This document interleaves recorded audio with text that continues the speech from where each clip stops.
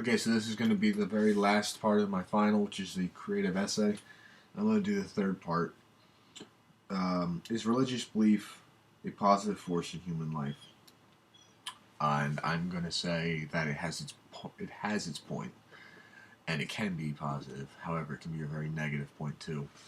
Um, if we're looking at the movies, Jim Jones, Contact, and The Mission, they all have their very different points. Jim Jones' story is a really radical way of looking, at religion because the, the whole idea behind what he was and who he was made his religion, um, in a way, a very bad viewpoint. So that's why it can also be a negative point because if you were to fall prey to something like that and be stuck in something that you know like that was going on, then yeah, that's absolutely a bad thing because then you can't get out and you're being led astray completely because you're being manipulated by somebody who maybe at one point had good intentions but has been corrupted, made himself corrupted in his own message. And then you have Contact where science is trying to go hand in hand with religion and try and destroy each other. One's real and one's not. And those kind of movies, that scenario in itself happens all the time. I've seen it for myself, and you know, I like to believe, as I said in class, that you believe in religion and you give yourself faith. You believe in science and you're testing. You're believing in something that's been proven valid. So you're either trusting in the faith or you're trusting in the validity of something. So whichever way you choose, you're still believing in something. And if you decide to put your faith, in faith and religion, then that can be a good positive outlook on life. However, but if you like to play devil's advocate and you like to look at, the science behind it and let's say the creation story, and you want to believe what the Bible says, the Bible was made in 7 days, or you want to believe, well, Big Bang happened, and that's the moment of creation, and it happened so many years ago, and that's how we're made, and you can believe that too. And you can be perfectly fine, if not better off than this guy with religion. So it goes hand in hand, it really does. Then, then you have movies like The Mission, where you get these groups who go down and they want to try and help these people, and belief gets put aside in a sense, and at the end, these people are left helpless.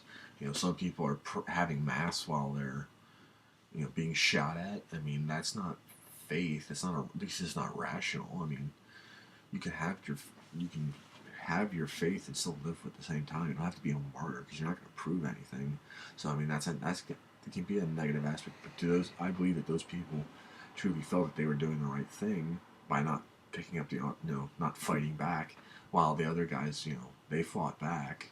I mean, it's noble, and at least in my mind, I don't believe that standing there and just waiting for the inevitable to happen is good. It's not worth it at all. That's not noble, and that's what faith can do. You get these people who are so, they want to go so in line with what the Bible goes and how their faith tells them that they won't. I believe they'll make some very rational decisions about their own lives, and sometimes it can actually end up getting you killed or hurt.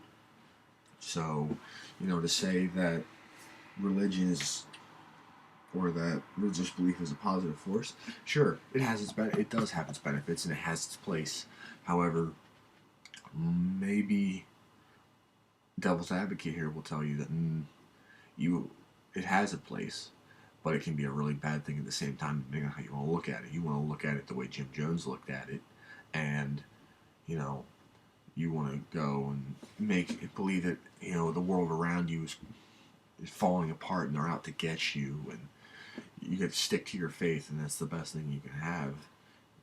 That can be true if you're not out of your freaking mind and saying, hey, the world's out to get us. They don't like us. Everybody's evil, and we're the good guys. And the only way you can escape this hell is to drink the Kool-Aid and lay down, and go to sleep forever because it's the only way you'll obtain peace. And like you can't like those people were manipulated into that. That's not a real faith. It's just something they were, weak-minded and manipulated into it. Contact science versus religion. Okay, anybody can argue this, and it's if you're arguing. Depends on who you're arguing with. If it's somebody who takes the Bible literally, and you go up with somebody who wants to argue with science, sit down and enjoy the ride because it's going to be an interesting conversation. But I feel like if you get somebody who's just run of the mill, like has their own belief, has their own way of looking at things, and can listen to both sides and go, hey, you know, there's a deep message here, and there's some validity over here, and they can go hand in hand, and that's the right way to go. So I think you have to find a good common ground between that to get, a good understanding that faith is a good thing, but same thing, it can be a really bad thing, and especially if you take it as the extreme, like you live to the nine on what the Bible says, then there's no point arguing with them because everything you could possibly say, they're always going to have something to counter argue, and it may seem like a good thing to them, but the rest of society, it's awful. It's like a Jehovah's Witness. You can't talk to them because they always have something to say, something that they believe. Like, oh well, no, this is real, and this is what I'm going to say. No, it has its place, and it all depends on the person.